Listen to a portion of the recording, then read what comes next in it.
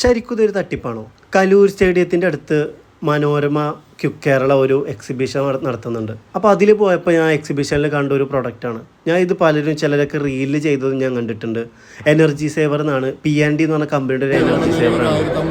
ഞാനിതിനെ പറ്റിയിട്ട് വളരെ യൂട്യൂബിൽ സെർച്ച് ചെയ്തപ്പോൾ പലരും 1 വർഷം മുമ്പ് 2 വർഷം മുമ്പ് കിട്ട വീഡിയോയിൽ അവരതൊക്കെ എടുത്ത് കാണിച്ചു തരുന്നുണ്ട് ഒരു തട്ടിപ്പാണ്. പക്ഷേ ഇത് എന്താണ് സംഭവം എന്നുള്ളത് എനിക്കറിയില്ല. ഇപ്പോൾ നിങ്ങളിത് ഉപയോഗിച്ചവരാരെങ്കിലും ഉണ്ടെങ്കിൽ ഇത് തട്ടിപ്പാണോ, അല്ല നിങ്ങൾക്ക് അതിന് ഇവർ പറഞ്ഞ പോലെ എനർജി സേവ് ചെയ്യാൻ പറ്റിയോ, നിങ്ങളുടെ കറണ്ട് ബില്ല് കുറഞ്ഞോ, ദയവ് ചെയ്തിട്ടൊന്ന് കമൻറ്റ് ചെയ്യണം.